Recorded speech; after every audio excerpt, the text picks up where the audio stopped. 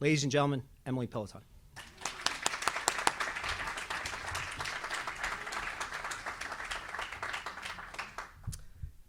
One second. All right. Sorry, I had.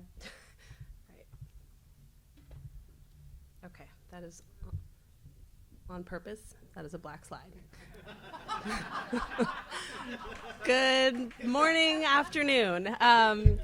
Thanks for being here. I'm really excited to be here, and thanks to everyone who made this happen and got me here and invited me. I wanted to just take a really quick poll to see who's in the room, because I kind of got a rough demographic, but I'm curious to know how many students are here. Okay, awesome. How many faculty? Oh, wow, okay. How about like community partners? And maybe relate, oh. She's just awesome. Great, and who are you? Well, I have to say, I'm from Purdue University Extension. Cool, thanks. How about like local enterprise business? Yeah, okay, great. That's really helpful, thank you. So I thought what I would do today is tell one story with a couple sub-threads. So I want to just start by saying I'm like not an expert in rural communities. I've done a little bit of work, and, a chunk of work, some of which has worked and some of which has failed.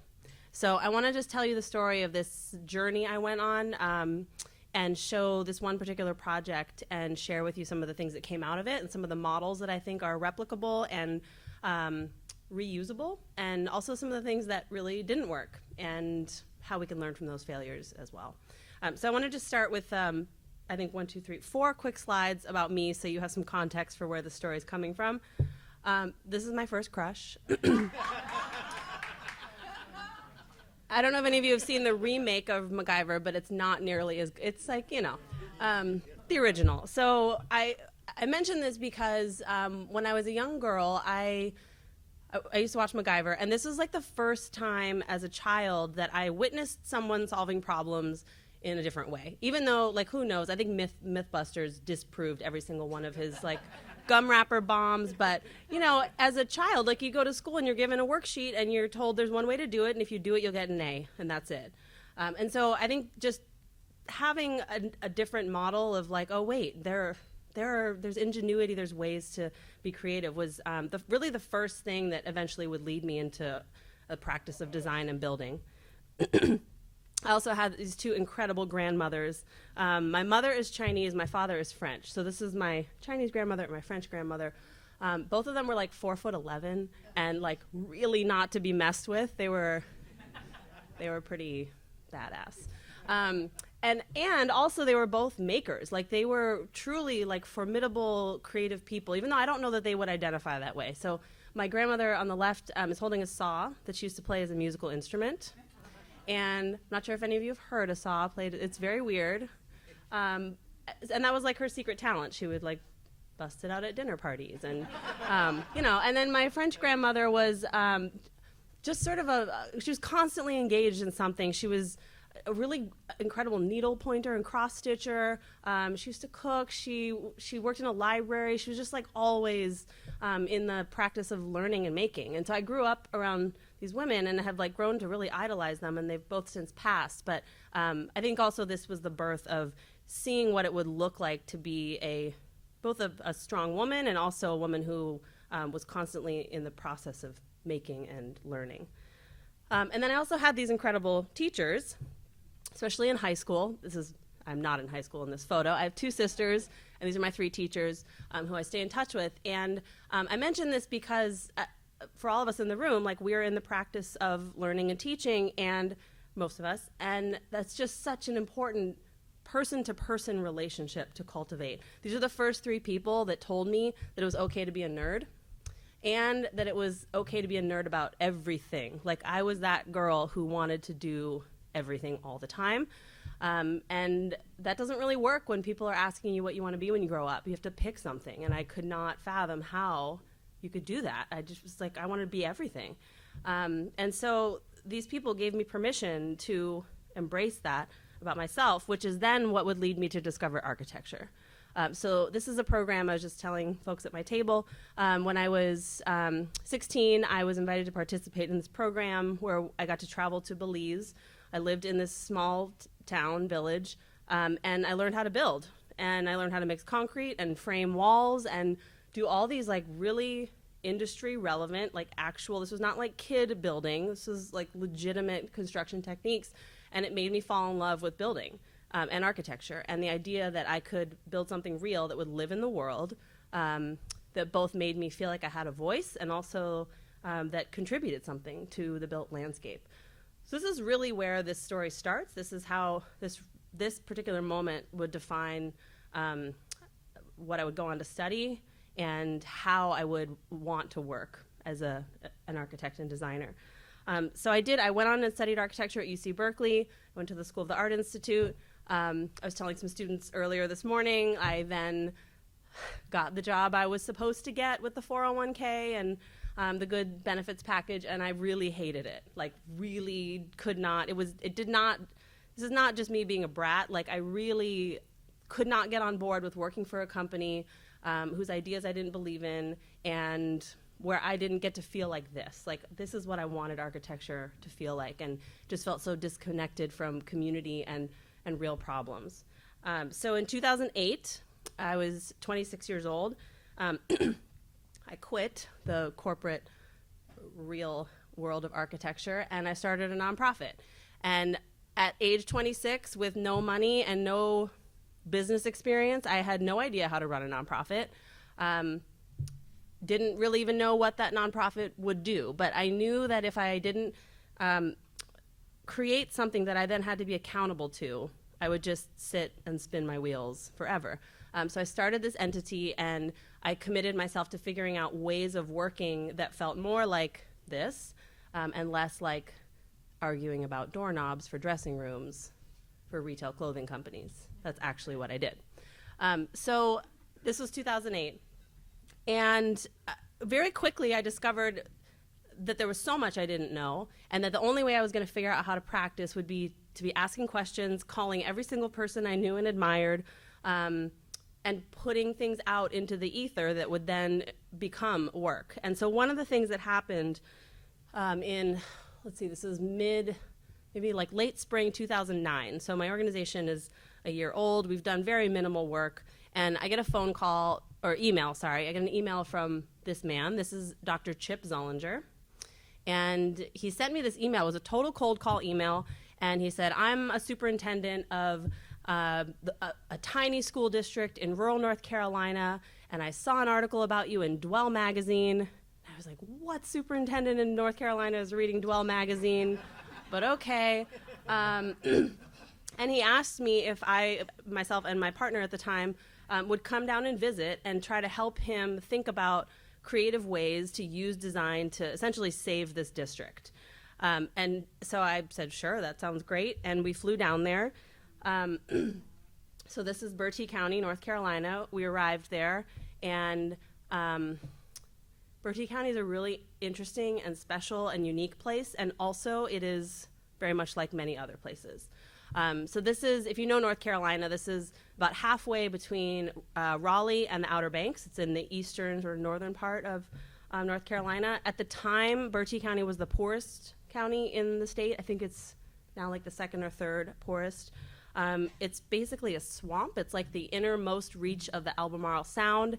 And it has this agricultural history, but it also has a deeply racialized history because of the slave trade coming into the Albemarle Sound. And there are many things about it that are both in the present and very real, and highly, highly problematic and deeply entrenched. And I'm saying this as an outsider, but also I think these are things that are deeply felt by the people living there. What else can I tell you about Bertie County? Also very sparse, like 26 people per square mile. At the time, like 1 in 3 children were living in poverty, super low public health, high obesity rates. So anyway, this is what we walked into, and the school district was sort of its own like mess of problems. And this is a world I had not experienced. I didn't know how public education worked, especially in a rural setting. And so I was asking a ton of questions, trying to understand how The district was connected to the larger community, how graduation rates were so stagnant, and yet people were also talking about this brain drain. I hadn't heard that term before. So I'm just there asking questions. And as I'm there talking to the superintendent, Dr. Zollinger, it becomes very clear to me that he is like the black sheep. He's like the guy who wants to burn the whole thing down and start over. And that doesn't always work in communities that have such deep nostalgia and ties to heritage, and you have to be able to do both.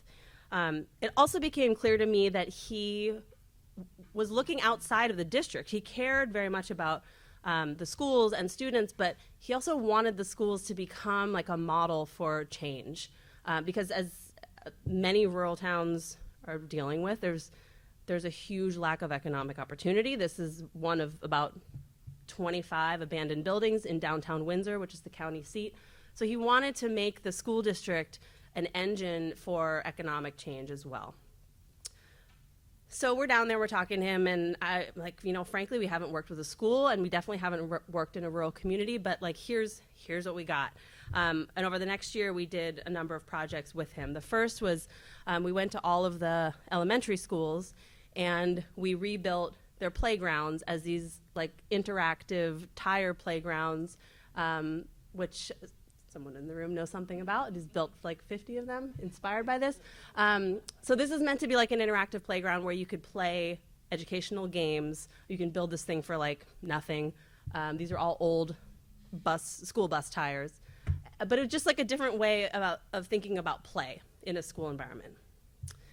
We also, because at the time so much of their learning had gone to computer-based standardized testing and computer-based instruction, we thought, okay, if everything's going to be on a computer, we have to rethink the spaces in which that learning happens. So this was one model for a different type of computer lab that had these sort of pods that were that were linked, and then all of the wiring ran up through these kind of cool towers, so it wasn't this like rat's nest.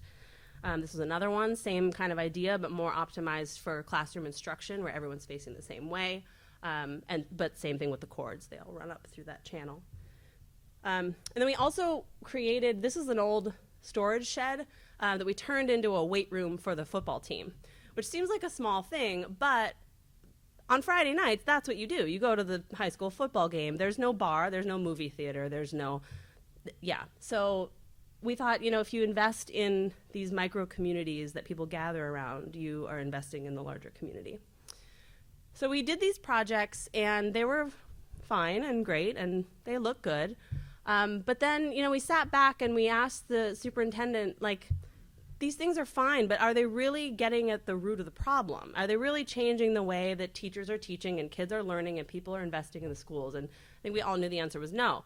And so what we realized is that if we wanted to talk about design and education and community, that had to live within the classroom. It had to truly be like embedded in the experiences of students. And that revelation like opened up all these much larger questions about how we could work in a rural community that we were also not from. So some of the things that we started to think about, I'm just going to flip through. There were a number of big questions that came up. So how might we build resilience in rural communities through education and the built landscape? How might we acknowledge history and heritage while creating communities that will be prepared for future change? How might we make space for those who need incremental change and also those with big game-changing ideas? How might we put youth at the center of change, create opportunities for young people, and minimize the brain drain? How might we use creative placemaking to signify and showcase value in rural communities? And then lastly, as outsiders, how might we listen first and design with, not for, as facilitators and not imperialists?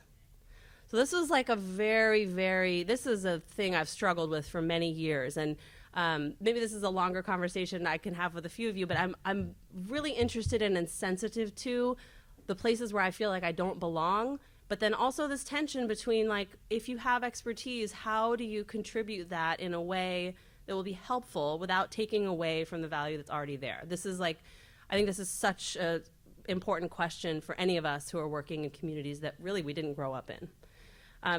So with all that said, those are like massive questions. These are all the things we're thinking about. I'm like, I don't know how we're going to do this. What we pitched to Dr. Zollinger was a program called Studio H, and this is the actual graphic I made to present to him.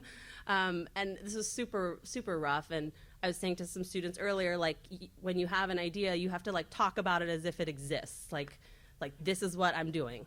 And so that's what we did. So what I pitched was this idea, essentially, where I said, Chip, you should hire us as high school teachers, and we will teach a design build class within the high school.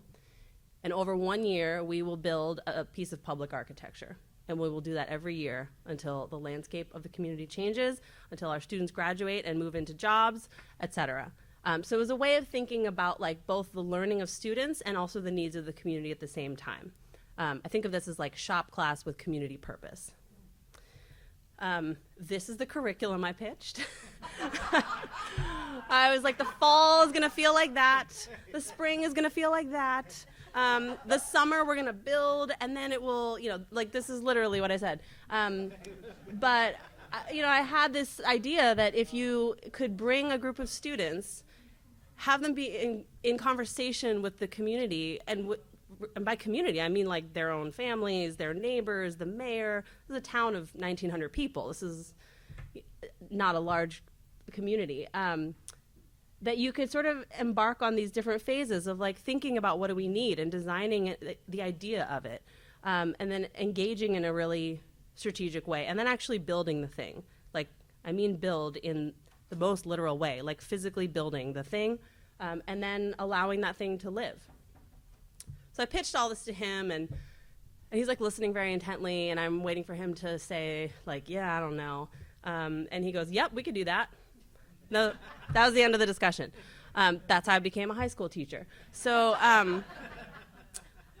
so this project, after this, I actually had to take this and turn this into a real thing. So I moved to North Carolina in the spring of 2010 with my partner at the time, Matt Miller, and we had a class of 13 students that was going to start in August. And these were 13 students who had been forced into our class.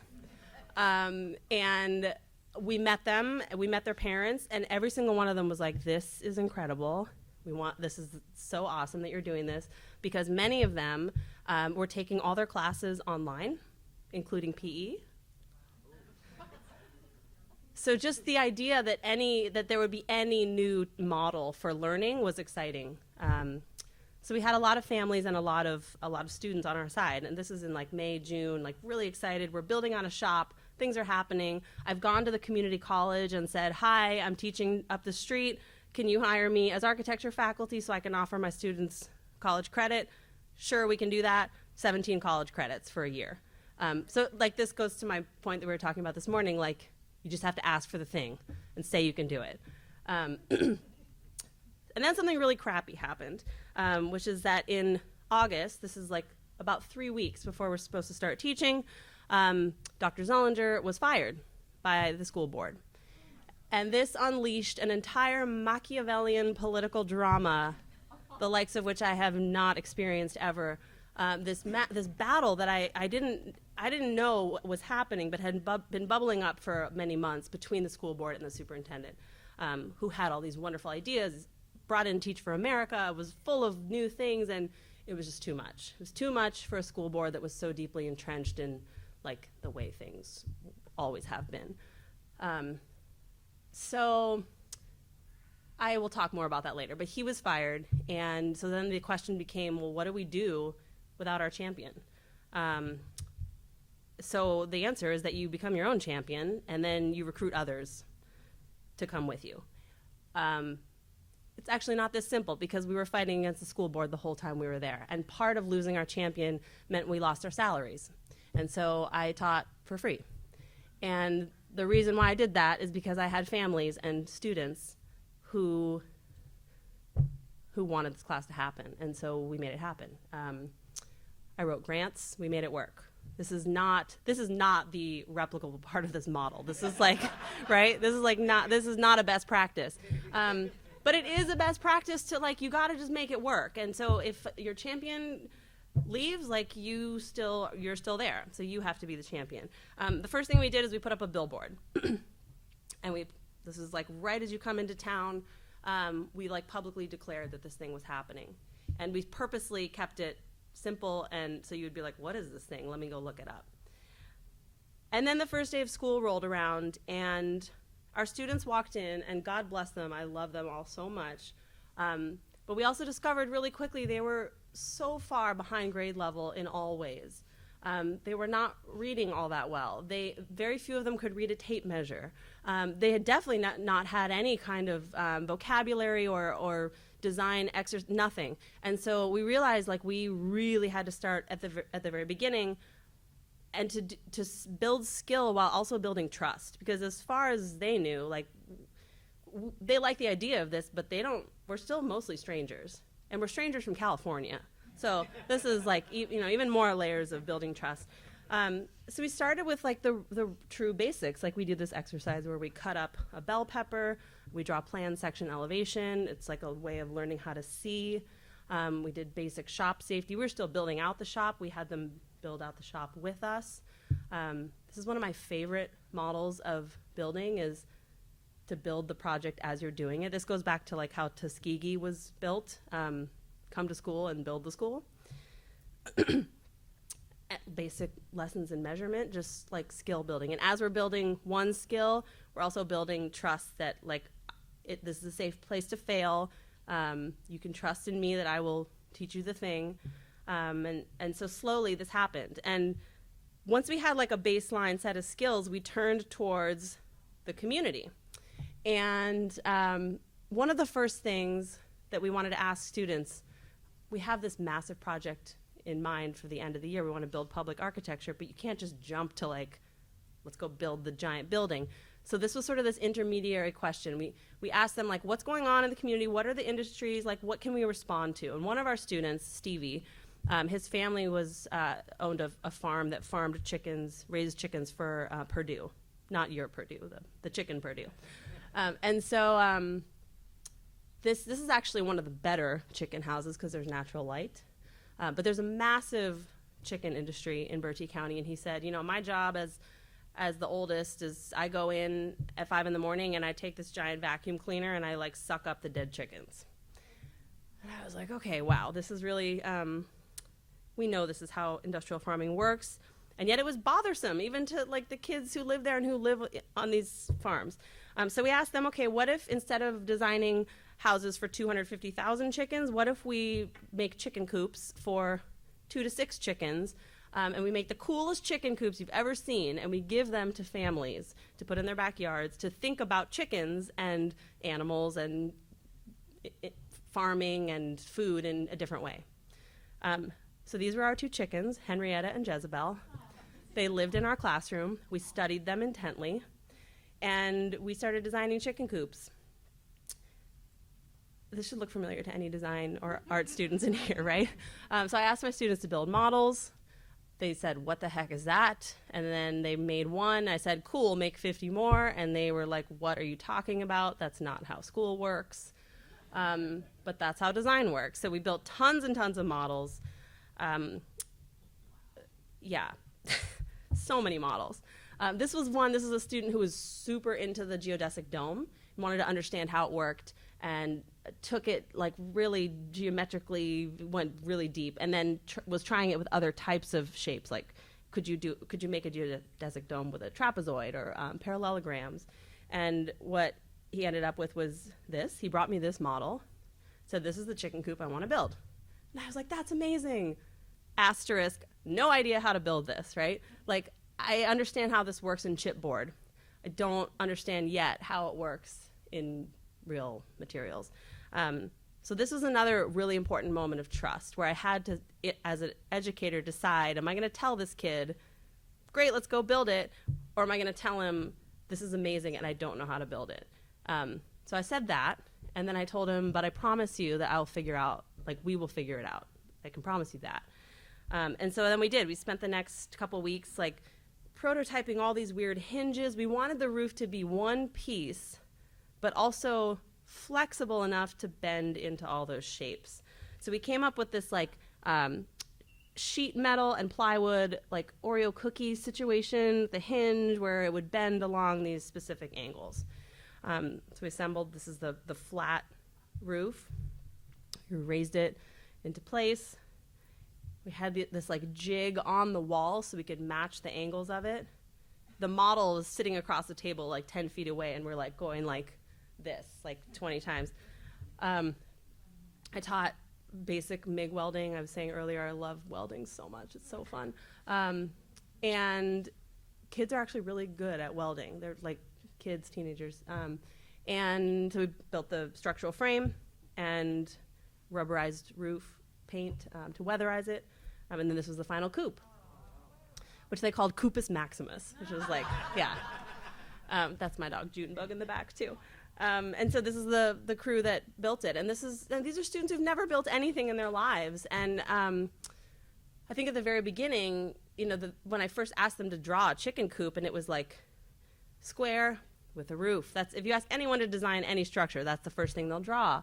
And I was like, okay, cool, but like, give me the craziest chicken coop you can think of.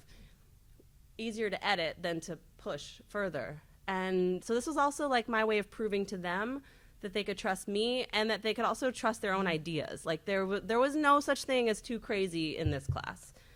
So there were two other coops that we built. This was one. So this one it has these two swinging doors, and there's a roost box up in the top, and then the bottom was meant for picking at hay. So this was the men that we gave this one to. And then the third one, oh God, this one was another one where I was like, I have no idea what to do with this. They did this like double helix twisting thing where they wanted food in one box and then sleeping and roosting in another.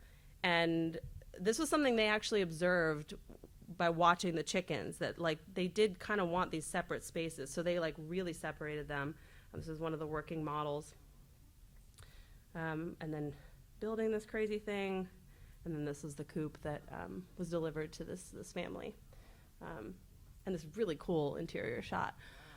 So this is chicken architecture. It's not people architecture yet, but the point was really, this is about building trust. It's about like turning our eyes outside of the school and asking questions about not just what's happening in our communities, but like what is our role in responding to them.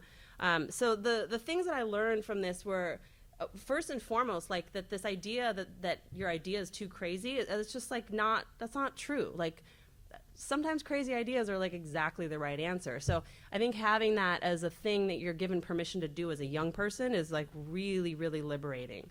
Like, tell me your crazy idea. Okay, now let's figure out if it's actually crazy. Oh, it isn't? Let's make it.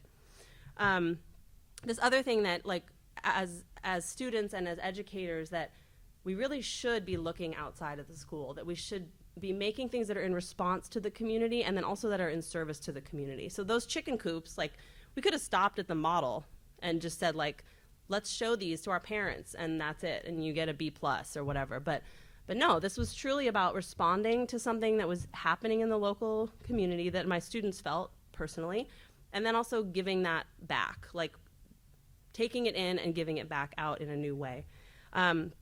For my students, this also meant that I had to prove to them that they could trust me and that there was a pathway that they understood. So they knew, like, we're going to build chicken architecture, and we're going to build people architecture. I'm earning 8.5 credits this semester. I'm earning 8.5 credits next semester. I'm going to take that, and I'm going to apply to these colleges. It had to be, like, quantifiable, easy to navigate. They had to know what step they were on. Like, this is where we are and this is where we're going at all times. That's true of their education. That's also true of the project. So now we have to turn our eyes to people architecture, which is much more complicated.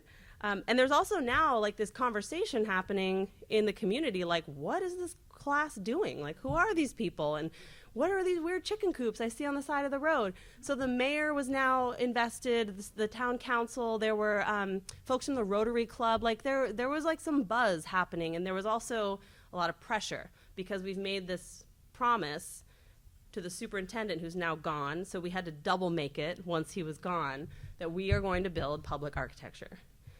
So the question really became for us, like, how? Like, how do we use this one project as proof that A, this can work, B, there are alternative pathways and ways of thinking about things, and also that our community truly is a community, that like everyone can be engaged, that this project could be just like a shining light of like all the things that could be, this like symbol of possibility. So it's also worth mentioning that this is a town that has seen massive, massive disasters. This is while I was living there. My house was about a third of a mile down this street. So while I was living there was this crazy flood that like leveled the whole town. There was an F4 tornado, and there was an earthquake. Like I'm like, I came from California, and there's a 5.2 earthquake, and it was just crazy. So like, so many natural disasters, and natural disasters almost always equal human disasters. So like, there's so many things happening that we're now having to respond to that are about basic human needs. So the question of resilience is like, we're going to build one building. So what? Like that. Does that make for a resilient community when all these things are happening? So we're also acutely aware of like our impact has to be huge, but it's also kind of small. So given all these conversations, I take my students and we meet with the mayor, and the mayor says, here's this piece of land. That's the Fish and Wildlife building. Oh, what happened? Hold on. Fish and Wildlife building. It's coming back. I can feel it. Okay. There's a river behind that building, and there's this big empty lot right on the, hold on, it's getting mad. Okay, don't touch it. So he says we can have this piece of land to build basically whatever we want. This is like the greatest gift, right? Like, what mayor just gives you land and says build whatever you want? Turns out a mayor does that when they feel like their young people are on the cusp of doing something really awesome. So he became a champion.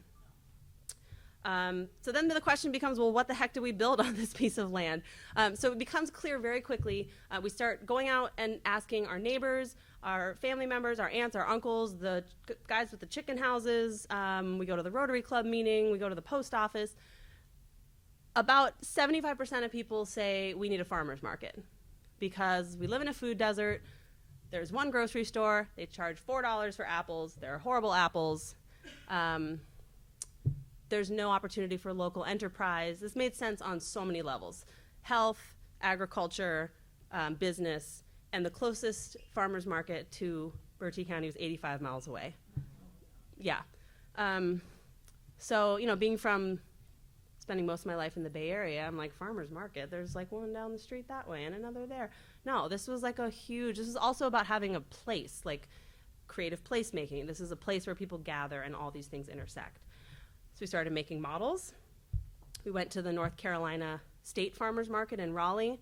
It was so interesting when, in design school you do these things called Precedent Studies, where you look at things that are already in the world to teach you about what your own project might be. So we went to the State Farmers Market, and I really thought that students would be like, let's just do this. And they went there and they got off the bus and they were like, this sucks. We want to do the opposite of this. So this is also really revealing, is like identifying the things that you know you hate. It's like really, really insightful. It turned out what they wanted was less like a shed with tables and more a building that felt like truly like its own landmark, like something you could inhabit, that you could make yours, that felt, they kept saying we want it to feel like Bertie, like not like the thing that you buy from Home Depot and set up, right? So as we're putting imagery to these ideas, we put up some drawings and renderings downtown in one of the abandoned buildings. We knew the owner. We put up drawings. We invited everyone. This is one of the town councilmen who came to see those drawings, and he's talking to my student, Karan. I took this photo, and I didn't really think anything of it, and I went back and looked at it later, and I thought, this is like the power of this type of work that comes from youth, that's community engaged, because those two people would never have met. Like, I know that for a fact. Completely different sides of the county, no reason for their worlds to intersect. And yet here they are talking about a project that they both really believe in for totally different reasons, and they're on a level playing field. So that was like, I was like, this is the sort of like interpersonal magic that needs to happen more. So back to the drawing board, we take everyone's design, we're smushing them together, we're tearing things apart, we're trying to bounce this off of like real world context. The site that we've been given is in a flood zone, and it has to be engineered to withstand 110 mile an hour hurricane winds. Like, there are real things that we have to contend with. So we bring in critics, we're looking at larger scale models. Excuse me. And what we arrive at is this very simple structure, actually. This is, I'll tell you like a background story here. One of the reasons we went with this design is that as you drive through Bertie County, they grow peanuts. They're very proud of the Bertie County peanut. And there are these buildings that are meant to house the trailers that, when peanuts get picked, they get thrown in these trailers. And there's these structures where they pull 8 trailers in, all side by side. And they have this sort of square roof, 8 bays for 8 trailers. And one of our students was like, Miss Emily, I've never seen those structures anywhere else. Is that like a peanut thing? I'm like, I don't know. I've also never seen them anywhere else.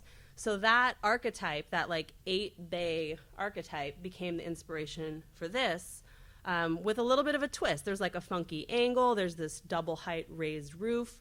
So we started referring to this as vernacular sublime. Like, it felt both familiar, but like with a twist.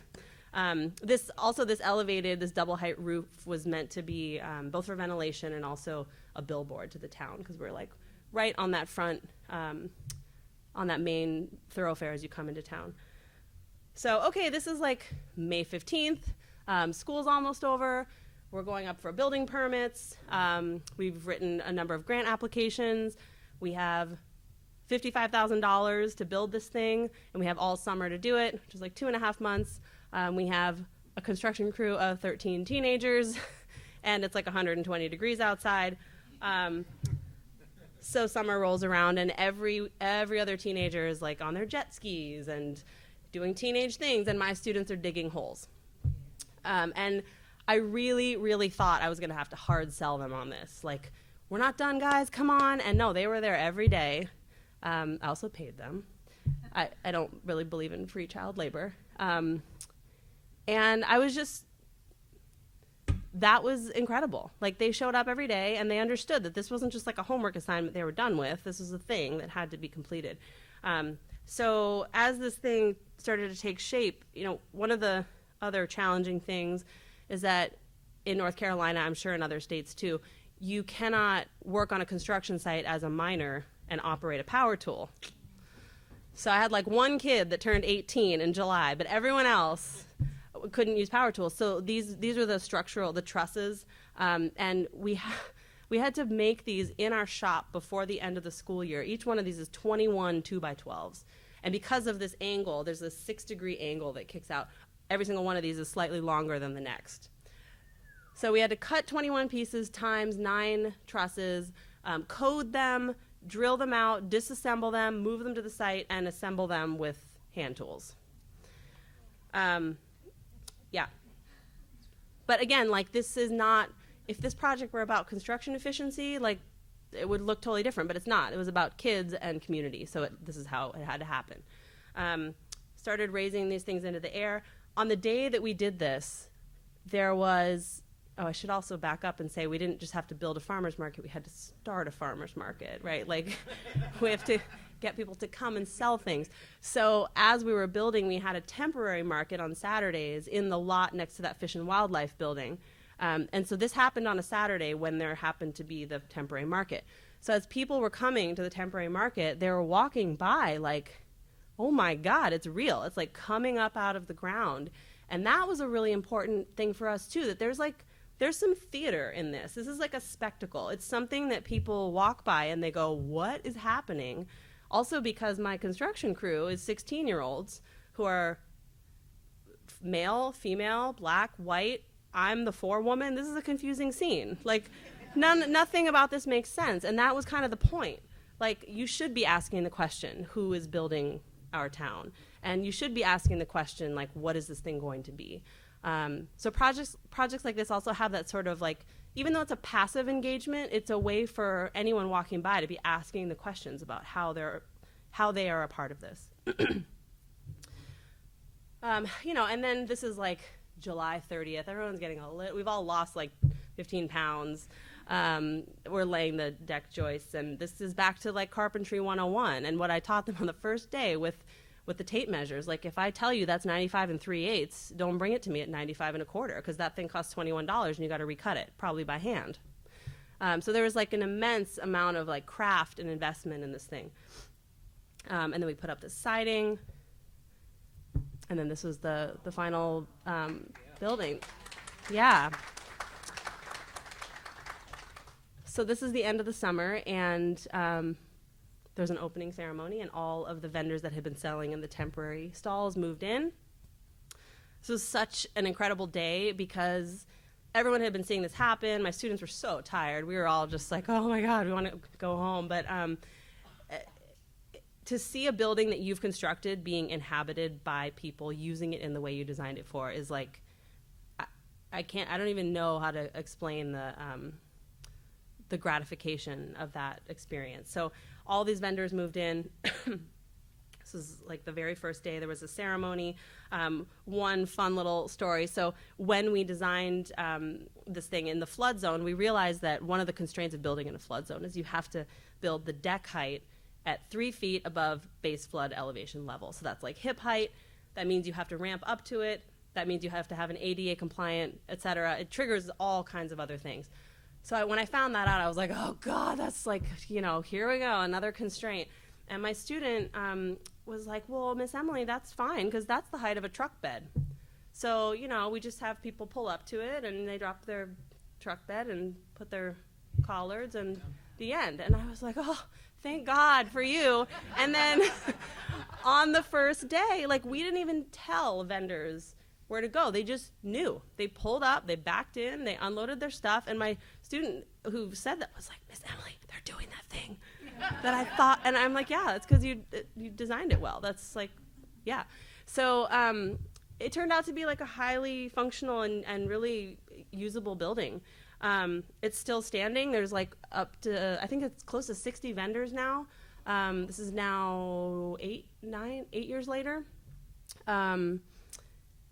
6 businesses because of this farmer's market, including this woman, Judy, who always wanted to start a bakery and like now has this place to sell, like 15 jobs. So, and I didn't go out like thinking we're going to create jobs. That wasn't the point. And yet, like, yeah. So at the ceremony, my students, they were just like in shock that they were standing in this thing. It was amazing. And during the ceremony, the mayor got up and said something, and he gave the students the key to the city. And then my student, Karan, who's wearing the striped shirt, he was the one talking to the council member. He took the microphone from the mayor. No one knew he was going to say anything. He's also a very quiet kid. We were all like, what's happening?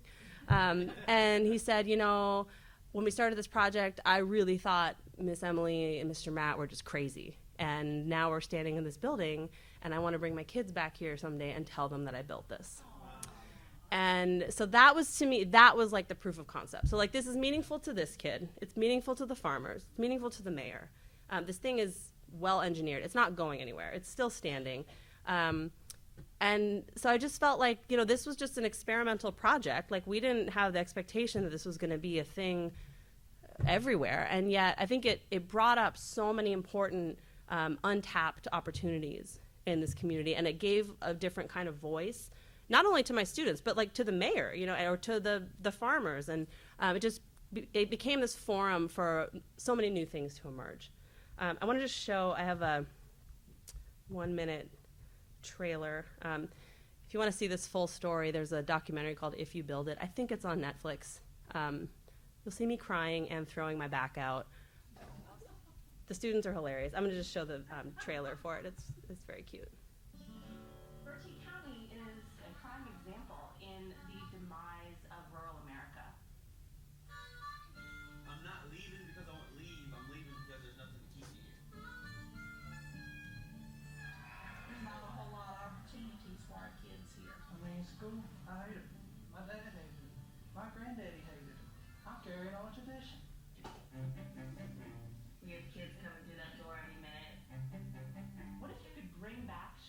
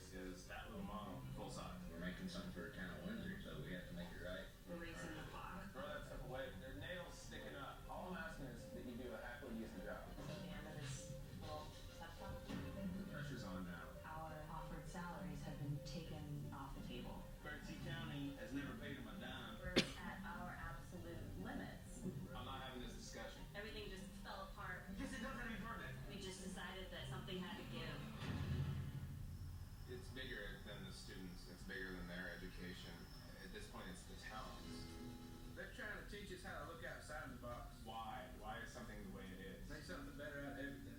Are the things you're doing making a difference in anyone's lives? I think it's critical that people rally around this thing. I just want these kids to be excited about coming to school every day. This is amazing. You always need to keep putting ideas together to make a better one. I've never been a part of something so big. Breakthrough moments happen so rarely that half the time you think you're just doing a lousy job as a teacher. But when it does happen, I mean, it just floors you.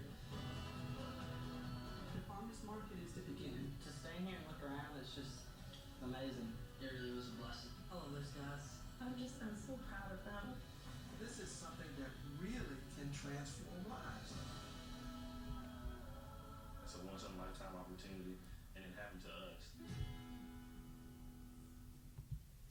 Okay.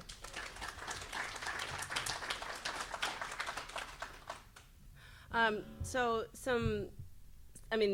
many lessons. I mean, I don't even know where to start. But I think like some of the things that came up because of this project, for me, were really lessons in like how to do things that are both accessible to everyone, like from walking by the site to actually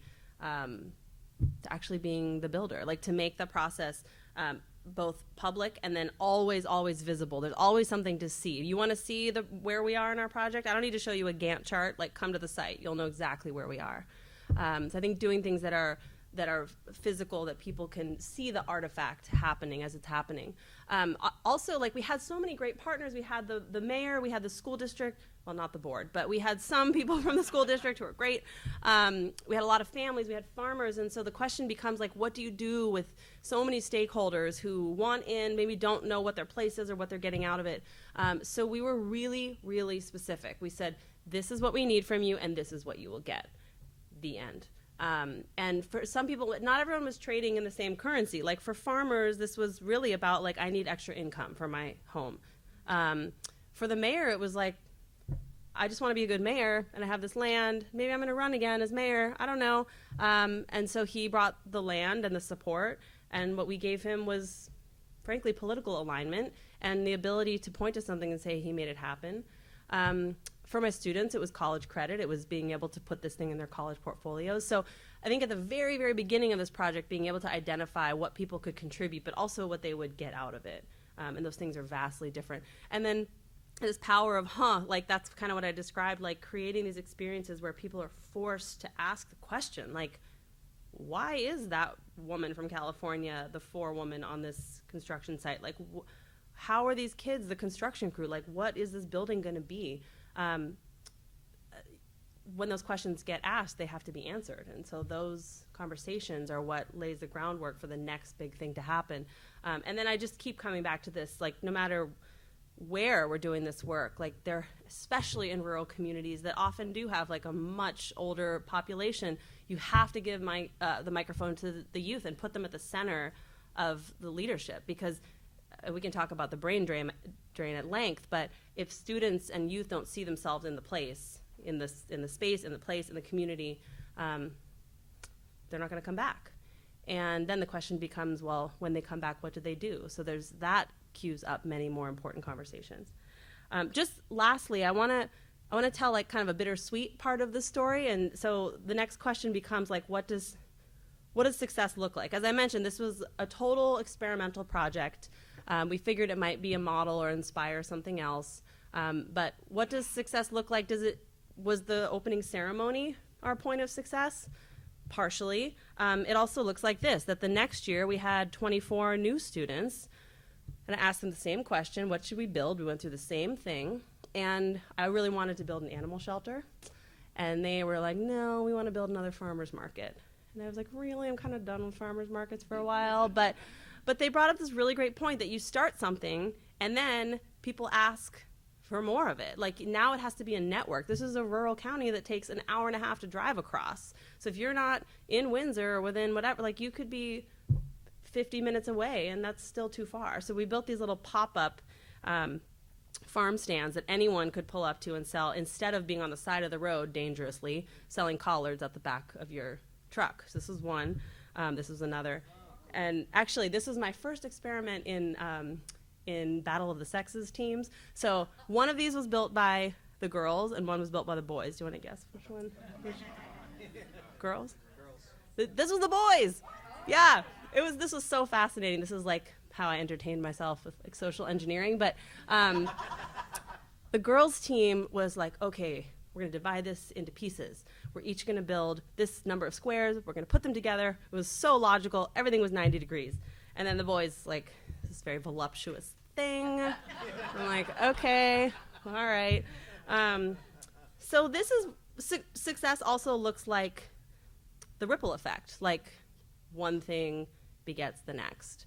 The sad part of this is, like, I don't live there anymore, right? I left after 3 years.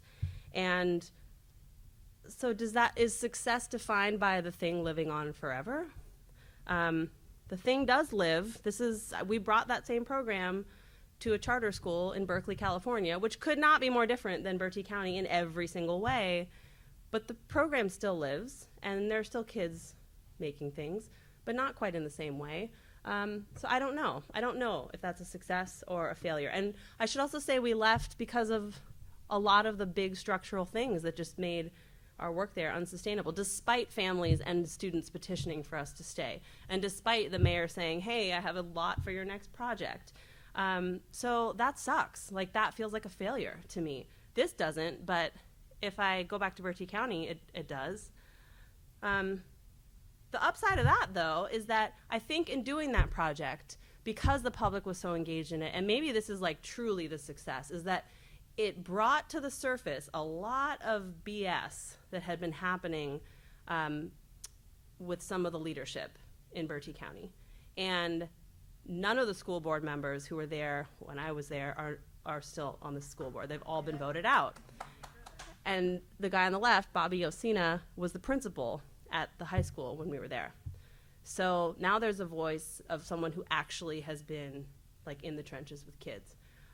So that's a success. Another success is that the county leadership changed. This is Ron Wesson. He was like one of the fiercest supporters of the farmers market. And you'll notice it says he was first elected in 2012. That's when we left, and he ran on the platform. His tagline was building a better Bertie. So I do think, like, it sucks that we're not there. I should also say, though, that Bobby Osina, like, he was a big proponent of STEM education. So when he came on as a board member after we left, that was one of his big charges, is to bring that back. So it's not called Studio H. It doesn't live in the same building, but that spirit is very much there. And maybe it's even better that it lives on at this like high-level leadership that can think about it in a truly like context-based way, beyond just two outsiders being there.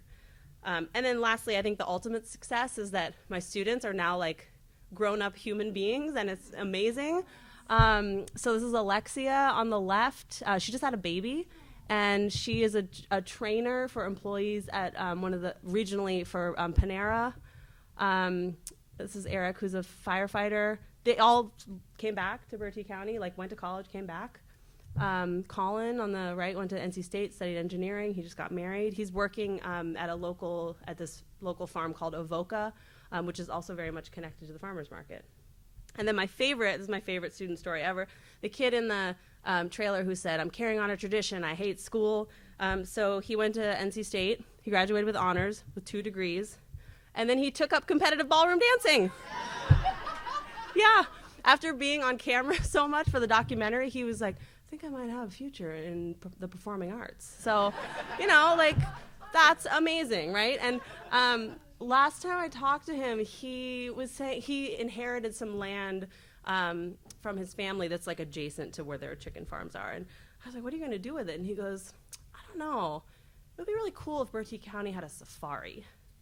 And I was like, okay, I don't know that's feasible. But I love that this kid, like, that's the crazy idea. That's like back to like, give me your craziest idea. I'm like, maybe that would be incredible. So to me, like, this is the ultimate success. And even though it started as 13, even though it was only 10 students, that's like 10 students who now become champions for the next thing. And so to me, that's like, that really is a success. And, I know this is only one project. I keep coming back to this. I don't know if this billboard is still there. I haven't been back to Bertie County in a while. but I kind of hope it is. I'm not paying for it anymore, but it didn't seem like there was a lot of competition for ad space. But this is the first thing that we said to the community to declare like what our intentions were.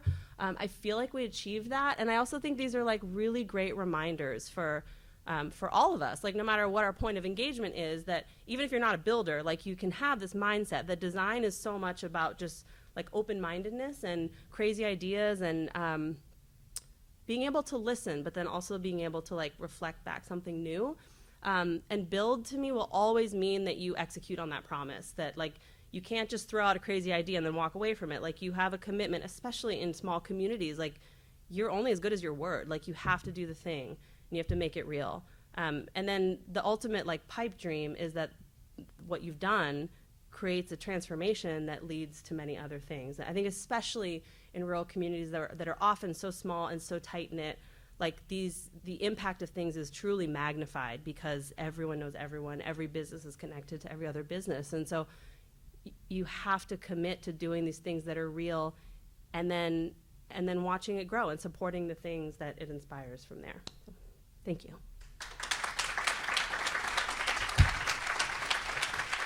So we'd like to take one or two questions, if we could. Thank you so much. Your class design was perfect. That's how it really works, that education. But what I want to know is, they yanked your salaries. How did you make enough money to live and eat while you're trying to do all this transformational amazingness? Yeah. Okay. Oh, man. You got to be scrappy. No, that's a great question. So because I went to the community college and said, can you make me faculty? And we had a very small salary from that. It was like $600 a month. Our rent was extremely cheap. That was a bonus. And then I also was trying to travel a little bit and speak and try to do like kind of work remotely. And I was just piecing it together. The grant money that we had, one of our grants, a portion of it could be allocated for salaries, but it wasn't anywhere near a full salary. I think if I had my tax documents from these years, I showed like, I don't know, 16,000 or 30, at most like 30,000. So yeah, that's not a sustainable way to live. Like that's not the model. But I do think sometimes, and I haven't done a project since then that's been so like, deeply like where I really had to go to that place.